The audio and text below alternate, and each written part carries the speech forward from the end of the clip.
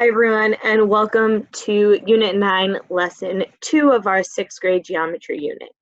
Today we are going to be looking at 3D shapes, and we're specifically going to be looking at volume, which is something that you studied for a long time last year. So now it's time to dig into your memory from 5th grade to make sure you're really successful with today's lesson. Today we are going to be finding volume by packing larger figures with smaller cubes. And this is going to be really important for us because when we're given problems, sometimes we're given different bits of information. And what we're going to see today is a way in which we can find the volume in a slightly different method than our typical length times width times height. And with that, we are going to jump right in by looking at an example together. This example says, Adela is packing the box below with 1 inch by 1 inch by 1 inch cubes. What is the volume of the box? Now, you guys should remember from 5th grade how to find the volume of this box using the formula. You also might remember how to find the volume of this box using uniform layers. I'm going to show you how I found the volume of this box by decomposing it into layers. I know that this box has layers of 8 cubes each, just like the one that you see here. And I can tell from the height that there are 3 layers, each with 8 cubes. So if I multiply 8 by 3, I get my volume of 24 cubic units. Now, I want to be clear about what Adela is packing this larger box with. It says she is packing the box with 1 inch by 1 inch by 1 inch cubes. I took one of the smaller cubes that you see that makes up this box and enlarged it on the side here with its labeled dimensions. This is called a unit cube. It is a unit cube because each side length is 1 unit, in this case inches. And when each side length is 1 unit, we know that when we multiply 1 by 1 by 1, the volume of this smaller cube is 1 cubic inch.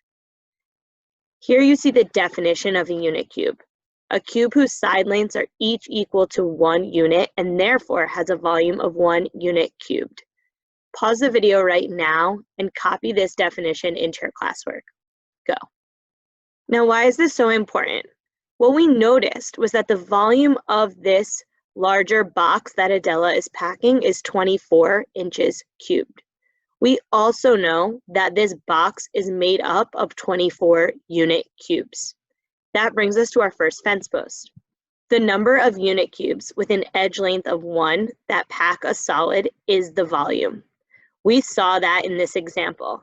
The volume was equal to 24 cubic inches, and the number of unit cubes that it took to pack this prism was also 24.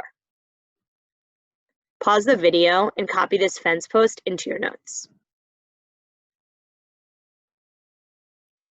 Now let's look at a more complicated version of a part B to this question. It says, Adela has a second box that is the same size as the first box that she wants to pack with cubes. This time, she is using 1/2 inch by 1/2 inch by 1/2 inch cubes. Will the number of cubes she packs in the box be the same as the volume? Why or why not? You'll see here, like it said in the question, that she is packing the second box that is the exact same size as the first box. So let's take a vote. Will the number of cubes she packs in the second box also be the volume? When I say go, you'll vote a yes or a no in Zoom once everyone has voted so that you can see how I answered this question. Ready? Go. Hopefully you voted no to this question.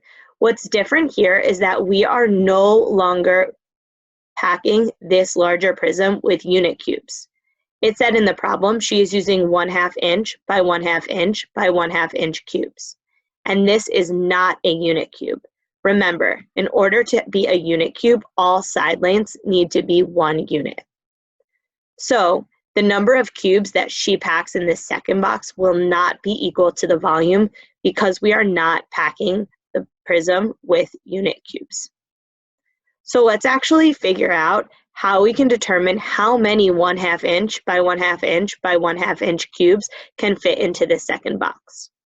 In order to do that, we're going to see how many 1/2 inch cubes fit along the length of this box. So if I have a 1/2 inch cube and I want to see how many cubes I'll need to stack across in order to hit my length of 4 inches, I know that I can divide my total of 4 by the size of each box, which is 1/2, to get 8. That tells me that it will take 8 1/2 inch cubes in order to fit across the entire length of this box. Now it's your turn. How many 1/2 inch cubes will fit in the width and the height of this figure?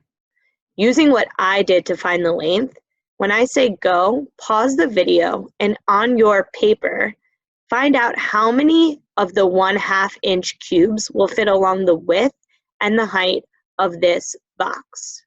Be ready to check your work with mine when we come back together in 60 seconds. Go. Check your work with mine. If you divided 2 by 1/2 to get 4 cubes that will fit along the width, and 3 divided by 1/2 to get 6 cubes that will fit up the height, then you identified the correct number of cubes that will fit into each dimension. Remember from 5th grade that when we divide by a fraction, it's the same as multiplying by the reciprocal.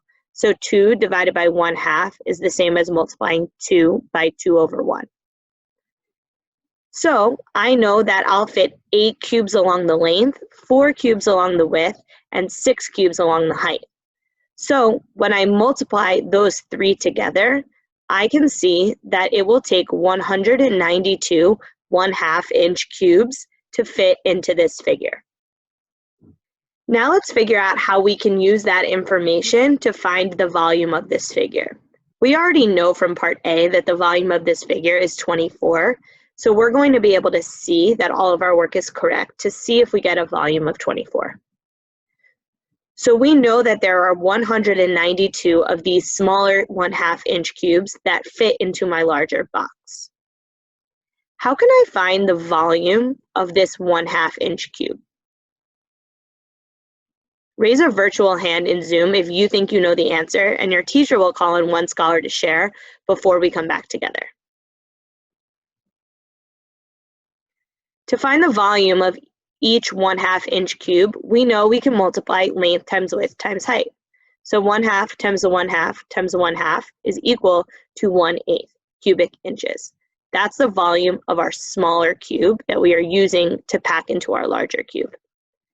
If I know that the size of each of my smaller cubes is 1/8 cubic inches and that I have 192 of these cubes, I can multiply 192 by 1/8 to get my final volume, which is 24 cubic inches.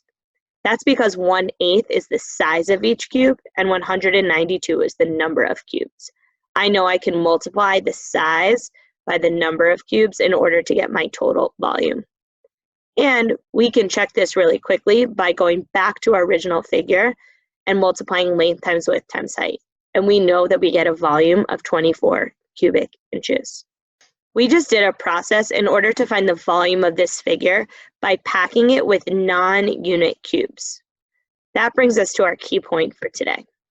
The volume of a solid can be found by determining the total number of unit cubes that can fit in the solid and multiplying that total by the volume of the unit cube. Don't worry about copying this right now because I want to show you where we did this. As you saw here, we determined the total number of cubes that fit, which was 192, and we multiplied that by the volume of the unit cube, which was 1/8, to get our total volume of 24 cubic units. Pause the video now and copy this key point into your Google classwork so that you can use it to refer to later as you're completing your practice problems. Let's solve another problem together. It says, measure the volume of the solid by packing it with cubes with a side length of 1/4 inch. Now, I know that I could find the volume of this figure by multiplying the length by the width by the height. But the question explicitly asks me to find the volume by packing it with cubes with a side length of 1/4 inch. I know from earlier that if I'm packing a larger prism with unit cubes, then the volume is equal to the number of cubes inside. So my question for you is a cube with a side length of 1/4 inch considered a unit cube? When I say go, vote yes or no in your Zoom participants tab. Ready? Go. Hopefully most of you said no, because we know that a unit cube has to have side lengths equal to 1 unit. Now, it's our job to figure out how many of these 1/4 inch cubes can fit into this larger cube.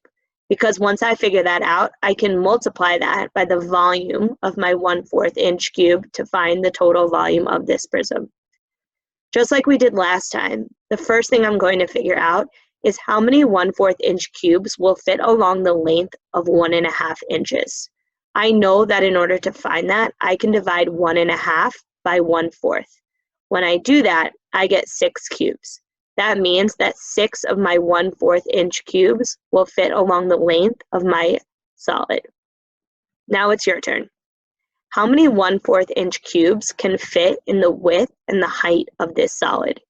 Using what I did for the length as an example, when I say go, pause the video and find the answer to how many 1/4 inch cubes can fit in the width and the height of this solid. Be ready to check your work with mine when we come back together in 1 minute. Ready? Go. Check your work with mine. We already knew that the length fit 6 cubes. You should have also realized pretty quickly, hopefully you didn't do much work, because you realized the width was the same measurement as the length, so that also fit 6 cubes. And lastly, the height, when I divided 2 by 1/4, I got 8 cubes that fit into the height. Now that we know how many cubes fit along the length, width, and height of this prism, we can find how many cubes fit into the prism in total. We know we can do that by multiplying how many fit across the length by how many fit across the width by how many fit across the height. When I say go, pause the video to find out how many 1/4 inch cubes fit into this solid. Once you have your answer, raise a virtual hand in Zoom and your teacher will call on you to share before I reveal my answer. Ready? Go. When we multiplied 6 by 6 by 8, we got 288. That means that 288 of my 1/4 inch cubes can fit into this solid.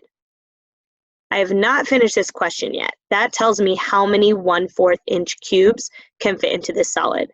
But the question asked me to find the volume.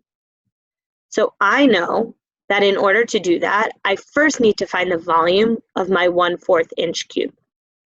When I say go, pause the video and find the volume of one of my 1/4 inch cubes. Be ready, because your teacher is going to cold call somebody to share the volume in 30 seconds. Ready? Go. You should have multiplied 1/4 by 1/4 by 1/4 and got 1/64 cubic units. If you wrote 1/12 cubic units, you multiplied 4 by 3, but we weren't multiplying 4 by 3. We had to multiply on our denominator 4 by 4, which is 16, and then multiply that by 4 to get 64 as my denominator. Now that I have the volume of one of my 1/4 inch cubes, and I know how many of those cubes fit into my larger prism, so when we multiply 288 by 1/64, we get 4.5 or 4.5 cubic inches. Remember, that is the volume of this entire figure. There were a lot of steps in solving these problems, so my question for you now is, how did we apply our key point in order to solve today's problems? The key point is on the screen for your reference. When I say go, take 30 seconds to type into the chat, how did we apply our key point to solve today's problems? Ready? Go. As you're completing today's work, keep the following CFS in mind. Annotate as always. We must label our models, so showing what the length, width, and height of each prism is. We're finding the volume today by packing with cubes. So first, we're finding the number of cubes that pack the solid that is identified. That's when we broke each one down by length, width, and height. Then we're using that and multiplying it by the volume of each of our smaller cubes to get the total volume. Remember, as always, show all of your calculations. Make sure you include units and an answer statement when they are necessary. Today's problems are tedious and they require a lot of steps, and I know that you guys are going to do an absolutely tremendous job solving your classwork for today. So good luck with your classwork, and I am excited to see you tomorrow as we continue on in our 6th grade geometry unit. Have a great day.